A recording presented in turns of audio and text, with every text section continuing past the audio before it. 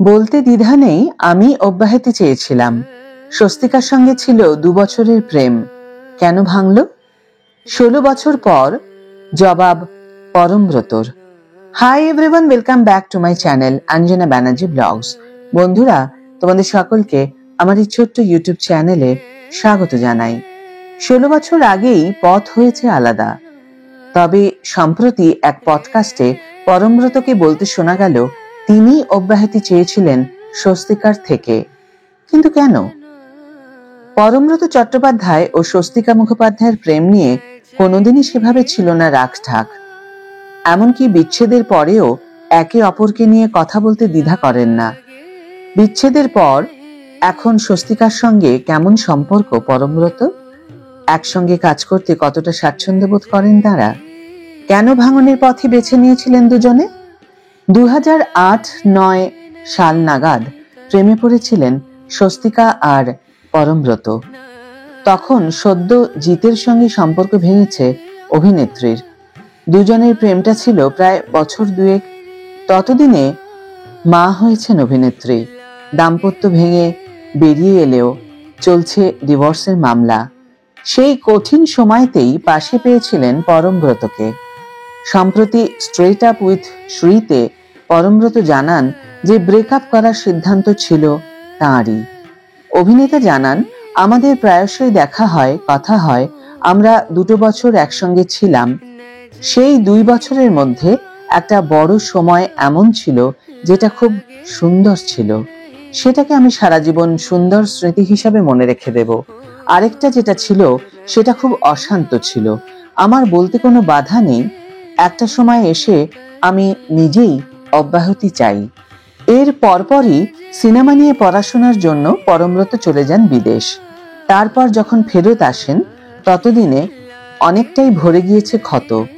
কিন্তু প্রথম দিকে তা হলেও চোখাচোখি হলে কিংবা মুখোমুখি হলে একটু ঘাবড়ে যেতেন। তবে ধীরে ধীরে সেই দ্বিধাও কেটেছে। পরমব্রতকে বলতে শোনা গেল, সেই সময়ের আমি আর আজকের আমির মধ্যে অনেকটা পার্থক্য আছে। সেই সময় অর্থাৎ বিচ্ছেদের পরপরই ওর সঙ্গে কথা বলতে একটা অস্বস্তি হতো, অ্যাংজাইটি কাজ করত। স্বস্তিকারও মানুষ হিসাবে অনেক বিবর্তন ঘটেছে। আমি যে স্বস্তিকাকে চিনতাম যখন আমরা একসঙ্গে ছিলাম, সেই স্বস্তিকা আর এই স্বস্তিকার মধ্যে অনেকটাই ফারাক। সেটা আমি দেখতে পাই, ওর কথা শুনলে বুঝতে পারি। যেরকম ভাবে বা যে বিষয়গুলো নিয়ে কথা বলে, আমরা যখন একসঙ্গে ছিলাম আজ থেকে প্রায় 16 বছর আগে ভাবতেও পারতাম না। পরমব্রত চট্টোপাধ্যায় যদিও বা এখন থিতু হয়েছেন, পিয়া চক্রবর্তীর সঙ্গে ঘর বেঁধেছেন। জুন মাসেই আসবে তাঁদের প্রথম সন্তান। তবে সিঙ্গেল স্বস্তিকা। আরো 2-1টা প্রেম হলেও সেভাবে স্থায়ী হয়নি কোনোটাই। এমনকি সেই 2000 সালে শুরু হওয়া ডিভোর্স মামলারও নিষ্পত্তি হয়নি। এখনো তিনি আইনত প্রমিত সেনের স্ত্রী। পিয়া কাজ করেন মানসিক স্বাস্থ্য নিয়েও। ইতিমধ্যেই পরম পত্নীর সঙ্গে ভাব জমিয়ে ফেলেছেন স্বস্তিকা।